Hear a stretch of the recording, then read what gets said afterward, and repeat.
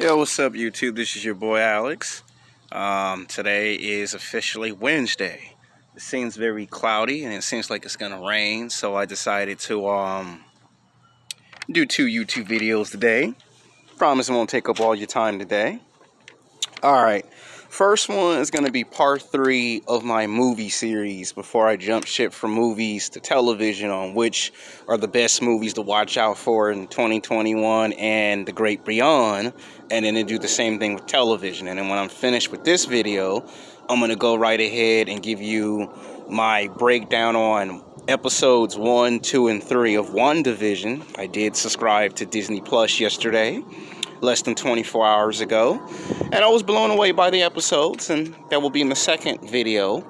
I'll try to, break down my reviews of episode 1, 2, and 3 in one video so I'm not all over the place. I have multiple channels, and we'll see how today goes. Alright, the title of the video is called Sex Game, the best action films from 2021 to 2023. Now, you probably might say, why you got to put from 2021 to 2023? Because movie dates can change, okay? It's just been confirmed that they just delayed the movie release of Godzilla vs. Kong. I saw the trailer last week, and I didn't even get a chance to even get the camera and give you my movie breakdown of what the trailer consists of. And by the time I was getting ready to do that, they delayed the movie release. And you know what happens when they delay movie releases, right? So that's why you see me put from 2020. That means the movies I'm about to announce, they could come out this year, they can come out next year, they can come out a year after. It all depends on how these movies are well received when they do get to these dates. Alright, coming in at number 7, lucky number 7, is Creed 3. Now, I love the first film of Creed. It was jam-packed with story element, good storytelling. It wasn't over the top. It was a small film. A lot of people did not really go see the first Creed film because they thought it was a Rocky copycat, a Rocky ripoff, and it wasn't.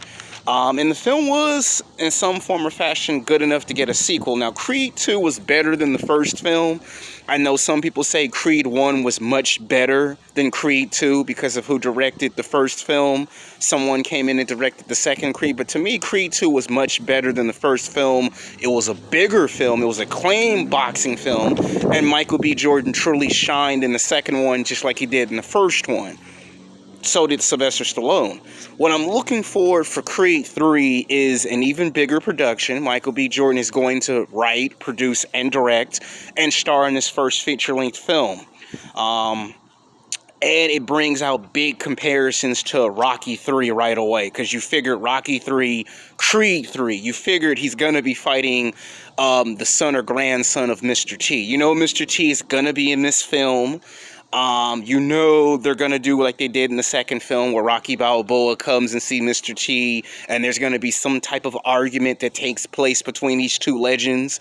And it's going to be interesting to see Adonis Creed have his word cut out for him of fighting someone who is going to get him for, being a superstar. Now, the budget for this movie could probably be $150 million. Maybe higher than that, maybe $170 million. I don't think it's going to get the $250 million range because I don't know what type of budget Michael B. Jordan's going for. But I'm going to watch this film because I am a fan of the spinoff of the Rocky movies. Alright, coming in at number 6 is Thor Love and Thunder. Ever since they announced another Thor film, I've been pumped up for Thor.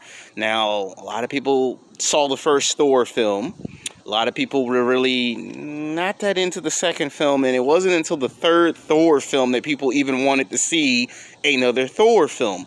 Thor Love and Thunder is going to be really good because when they do get to the TV show of Loki, they're going to go ahead and tie some part of that into the movie, and it'll be worth watching because I do want to see more Thor, to be honest, to tell you the truth. I think 3 movies wasn't enough. I think if they wanted to, they could give us 5 movies of Thor, or possibly a Thor Disney Plus TV series where you can kind of go back in between those movies and show some of the other villains that he fought that we never saw in the movies. Like, there's so many possibilities with Thor.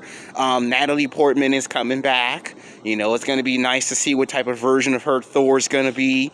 And this is going to be quite interesting to see what they do with this story.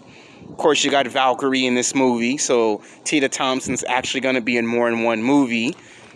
So this is going to be quite interesting. Now, I do believe this budget could reach $200 million. This movie don't come out until 2022. Keep your fingers crossed, because sometimes when we get from, like, everybody was upset about The Batman, it was going to come out last year, and then they postponed it to next year. And that could happen with Thor Love and Thunder. You know, we're not even into 2022, but John Capia said it himself on his own podcast. We ain't even got into 2021, haven't even got started yet, and we're talking about movies for next year. So you can see how that is. All right, coming in at number 5, I got Top Gun 2. Tom Cruise is a very busy guy. Like, Tom Cruise is very, very busy. How busy, I don't know. He's doing Mission Impossible 7. He's doing Top Gun 2. And those are just 2 films that Tom Cruise is working on. He got like at least 2 or 3 other films that he's currently working on. Now, what I want to see in a highly anticipated sequel is the original characters. You got Maverick. You got Val Kramer coming back. Can't wait to see what he brings to the approach. I love the first film of, you know, Top Gun. I love that theme song that they have in the middle of the movie. You know, the danger zone. You know, I can't wait for that. And the fact that Tom Cruise's character has been in the Air Force for such a long time, it's a chance to see how his character's progression and maturity has grown since the first film. So I can't wait for Top Gun 2. Alright, coming in at number 4 is Shang Chi. If you like martial art movies, if you like Mortal Kombat, Street Fighter, Shang Chi is the movie you should go see. The Legends of the Ten Rings. I'm curious to see how Marvel is going to explain the Legends of the Ten Rings, because in the first Iron Man film, a lot of people wanted to see, by the second or third film of Iron Man, they wanted to see the Mandarin.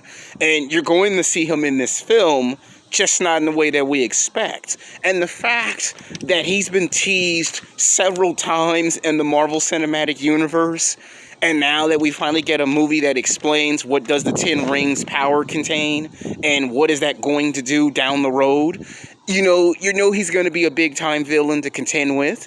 And it's going to be interesting to see what the main character, Shang-Chi, is going to go through. Like, to me, it's in the same universe as Doctor Strange, because it does deal with mystic power and magic, good versus evil, right versus wrong.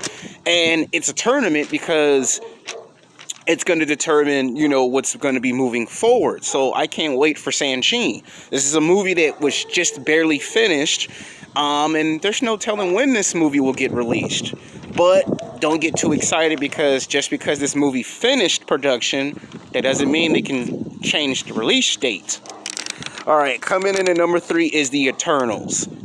I do like me some Angelina Jolie. I do like her style of acting. I do have a Hollywood crush on her. It's no big secret. I do like Scarlett Johansson. I do like Charlize Theron and Angelina Jolie. I do have my share of actresses that I do like.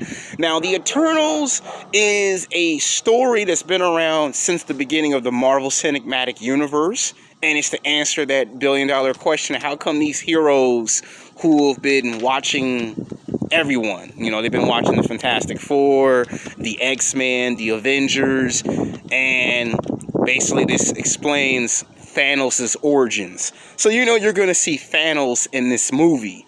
Anyone who's seen all of those Avenger films, you should love and should like The Eternals.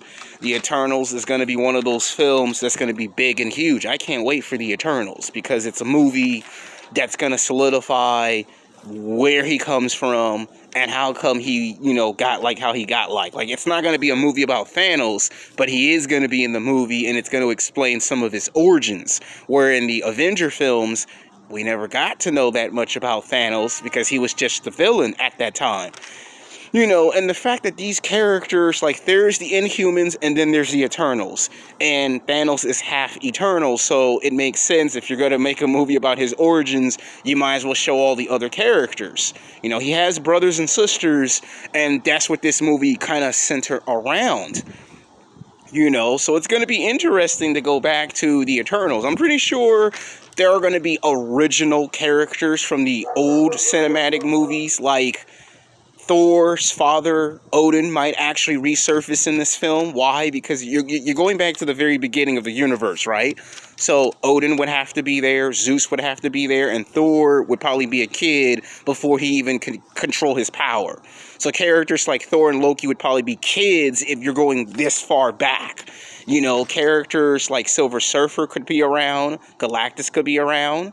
I'm just telling you what this movie could, how far back are we going when they say we're going to show what happened to the Eternals, like, where they gone? Like, if they were supposed to protect the Earth, this is going to answer where have they gone, and I'm pretty sure somewhere in the movie people are going to suspect Thanos or Galactus or some villain had something to do with this. All right, I think their budget would probably break $220 million. Shang-Chi and Tom Cruise movie might break even. Now, coming in at number 2 is another one of Tom Cruise's movies. That's Mission Impossible 7.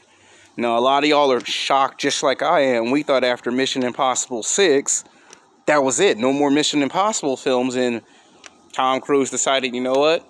Why stop at 6 when we can finish at 7? So I'm excited for a Mission Impossible 7. I can't wait to see what he's going to do. From the set, it seems very well done, very well shot, very well filmed. It's been a tough production for him to pull off because they've had to shut down production twice. And we're going to finally get a chance to see Tom Cruise in all his glory.